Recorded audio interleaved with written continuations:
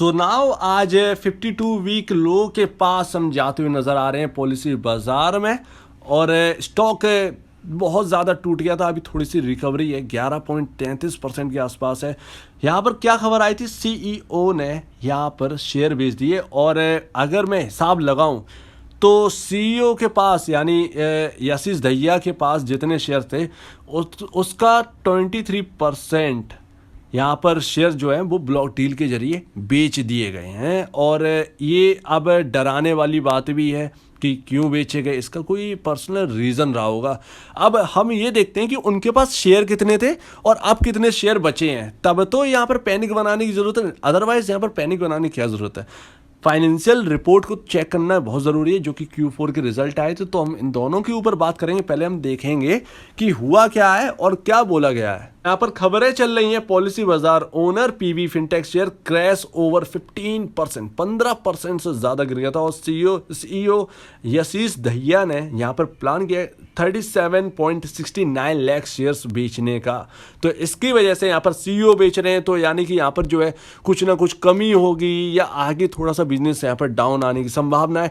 ऐसे कुछ मनगढ़ंत बातें जो है वो आ जाती हैं, जिसकी वजह से शेयर जो है वो डाउन चला गया। क्योंकि क्वेश्चन मार्क तो बनता ही है ना, क्वेश्चन मार्क तो बनता ही है, आप क्यों बेच रहे हैं। अगर आपको बिजनेस पर भरोसा है तो आप बेचेंगे नहीं, क्योंकि आगे बिजनेस बढ़ेगा तो आपके शेयर की वैल्यू बढ़ेगी और आपको ज़्यादा मुनाफा होगा। तो यही क्वेश्चन मार्क बनता है कि आप क्यों बेच रहे हो। तो पहले तो हम ये अभी चार्ट को पहले हम देखते हैं कि सेलिंग कितनी आई है और बाइंग जो आई है वो कितनी स्ट्रॉन्ग है। और देखिए आज सेलिंग प्रेशर देखिए 600 लमसम 630 या 635 के आसपास से सेलिंग प्रेशर आया। लगातार ये यहाँ पर जो है लेकर आया भैया, लोअर सर्किट लगवा दिया। और क्या चाहिए, मतलब यहाँ पर जो है दिक्कत ही दिक्कत है। लगातार यहाँ पर सेलिंग जो है वो बहुत बड़ी तरीके से हो रही है।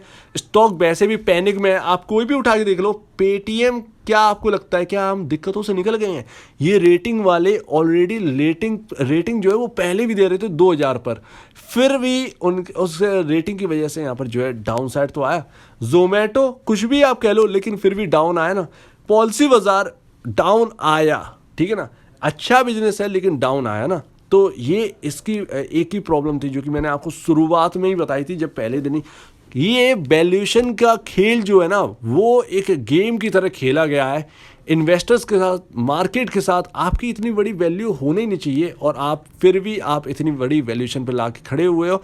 तो ये एक प्रॉब्लम की सवाल थी, तो उसकी वजह से खामियाजा जो है वो इन सभी शेयर्स में देखने को मिल ही रहा है। अब कुछ इंपॉर्टेंट बात कर लेते तो देखिए, कभी 60,000 करोड़ से ऊपर की मार्केट वाली कंपनी थी और 25,574 करोड़ रुपए की मार्केट कैप वाली कंपनी रह गई है।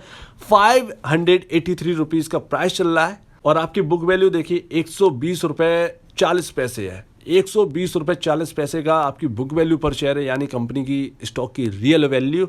और आपका स्टॉक कम कर रहा है 580 के समथिंग, 583 के समथिंग। तो ज़्यादा बहुत बड़ा कहें तो बहुत बड़ा गैप नहीं रह गया है। कभी हमने देखा तो 1300 रुपये के लेवल इस स्टॉक में आते हुए, लेकिन वो सब बेकार होते हुए नज़र आ रहे हैं। हम जितना ही हम देख रहे हैं लगातार कमजोरी जो है वो इस स्टॉक में बढ़ती जा रही है। इवन इसके नहीं, बाकी पेटीएम, आपका जोमेटो, इन सब में दिक्कतें जो बढ़ी जा रही, क्योंकि प्रॉफिटेबल जो बिजनेस है ना, प्रॉफिट का वो बिल्कुल सामने नहीं आ रहा है।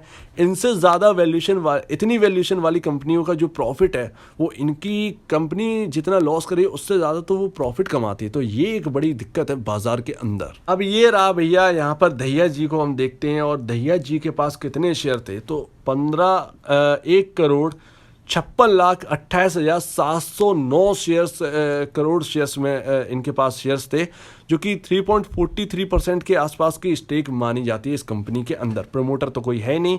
तो यहाँ पर 1,56,28,709 शेयर्स में से 37.63 लाख शेयर्स जो हैं वो बेच दिए गए हैं। लमसम 23 से 24% की स्टेक जो है यशीस दहिया जी ने यहाँ पर अपनी हटा ली है। अपने जितने शेयर्स थे उसकी बता रहे हैं, ना कि कंपनी में से 23% स्टेक हटा ली है। तो जितने उनके पास शेयर्स थे उसमें से 24% के आसपास शेयर्स जो है वो आज इन्होंने बेच दिए हैं। तो इसकी वजह से जो है इम्पैक्ट तो पड़ना ही था, जब कंपनी के सीईओ जो चला रहे हैं कंपनी को, जब वही शेयर बेचने पे आ जाएं तो फिर मतलब नहीं रहता, तो इन्वेस्टर में वैसे भी पैनिक। तो ये पैनिक की बात है। अब हम देखते हैं एक और पैनिक की बात कि यहाँ पर जो है कंपनी की नेट सेल तो बढ़ रही है लगातार 212 करोड़ से। 2020 दिसंबर की बात है, ये ध्यान रखिए, 2020 दिसंबर की बात है, 212 करोड़ की नेट सेल थी, जो कि नेट सेल पहुंच गई है डबल से भी ज्यादा 2022 मार्च में 540 करोड़ की। या अगर हम बात करें 2020 दिसंबर से छोड़ दीजिए, 2021 मार्च की अगर हम बात करते हैं तो 2021 मार्च में 270.76 करोड़ की नेट सेल थी, जो कि अब हो गई है 540 करोड़ रुपए की। तो ये एक अच्छा पॉजिटिव साइन है। और लगातार ऐसी ग्रोथ, आप ये बताइए क्या आपको पेटीएम या फिर आपको जोमेटो में दिख रही है? हो सकता है दिख रही हो, लेकिन नेट सेल में जो दिख रही हो, लेकिन उनका उतना ही बड़ा लॉस भी है। तो ये है नेट सेल का कमाल। यहाँ पर जो है नेट सेल तो बढ़ती हुई नजर आ रही है, लेकिन उस हिसाब से खर्चे भी बढ़ते नजर आ रहे हैं। 339 करोड़ रुपए का खर्चा था उस वक्त, जो कि अब 740 करोड़ के आसपास का खर्चा यहाँ पर जो है करना पड़ा है कंपनी को। तो इस वजह से यहाँ पर जो है कंपनी लॉस मेकिंग कंपनी हो गई है। और कंपनी ने Q4 में जो है वो लॉस कर दिया है 219 करोड़ का। लेकिन अगर हम बात करेंगे 2021 मार्च की, तो यहाँ पर 64 करोड़ का लॉस था, क्योंकि यहाँ पर जो है नेट सेल जितनी थी उस हिसाब से एक्सपेंडिचर जो है वो कम किया गया था, मतलब एक नॉर्मल वे में किया गया था, तो उसकी वजह से इतना कम लॉस था। लेकिन इस बार एक्सपेंडिचर जो है अगर हम कहें तो वही है, वही हिसाब है, लेकिन फिर भी लॉस है। मतलब अगर आपने 540 करोड़ की नेट सेल करी है तो आपका 740 करोड़ के आसपास का आपका खर्चा है। तो लमसम खर्चा जो है वो समथिंग कुछ 50 या 60% बढ़ गया होगा अगर हम 2021 मार्च की बात करें उस क्वार्टर से। तो 219 करोड़ का फिर भी घाटा है।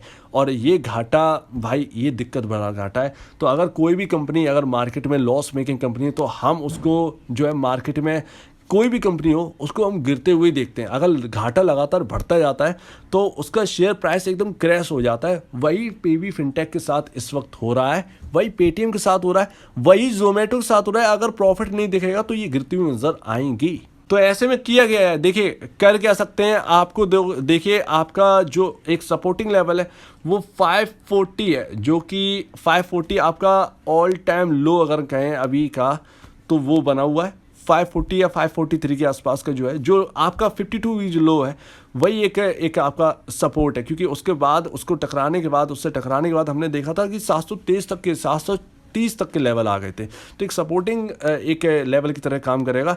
आज सेलिंग प्रेशर बहुत है, तो अभी जो है अगर हम टकराएंगे तो हमारे लिए 540 तक का जो लेवल है वो बहुत ही इंपॉर्टेंट लेवल होने वाला है। अगर ये लेवल टूटता है तो यहाँ पर और तेज गिरावट बढ़ सकती है, और लिख के आएगा हर जगह 52 वीक लो लगा दिया इस शेयर ने। तो ये दिक्कत भरी बात है, और ये सबके साथ है। जो नई लिस्टिंग कंपनी है वो सबके साथ है। अब क्या यहाँ पर सॉल्यूशन निकाले? देखिए अगर 1-2 क्वार्टर में अगर ये इनकी स्थिति सुधरती है तो यहाँ पर आपका शेयर जो है वो सुधरता हुआ नजर आएगा। अदरवाइज अगर बिगड़ती है तो इसका शेयर प्राइस भी बिगड़ेगा, और इसका खामियाजा जो है वो सभी शेयर होल्डर्स को देखने को मिलेगा। तो सीईओ ने क्यों बेचा, ये तो एक बहुत बड़ा सवाल है। वो अपनी तरफ से एक क्लैरिफिकेशन तो देंगे ही, उस क्लैरिफिकेशन को देखिए, और जब ये क्लैरिफिकेशन आएगा तो उस हिसाब से रिएक्ट भी करेगा। तो अभी जो है वो एकदम पैनिक की जरूरत नहीं है। आपका जो 52 वीक लो का लेवल है वो एक सपोर्टिंग लेवल है, कम से कम वो आपके पास है। अभी आप उसको देखिए, उसको हम बचाए हुए हैं। यहाँ पर जो है वेट ही करना पड़ेगा। अगर किसी ने यहाँ पर पोजीशन बना रखी है, वेट करिए। आपका जो सपोर्टिंग लेवल है उसको नजर में रखिए, अलर्ट रहिए इस शेयर में। अगर आपको इस वीडियो में कोई प्रॉब्लम, कुछ पूछना है, कुछ बताना, कुछ कहना है, तो प्लीज कमेंट सेक्शन में कहिए। और अब दीजिए मुझे वीडियो देखने के लिए बहुत बहुत धन्यवाद दोस्तों।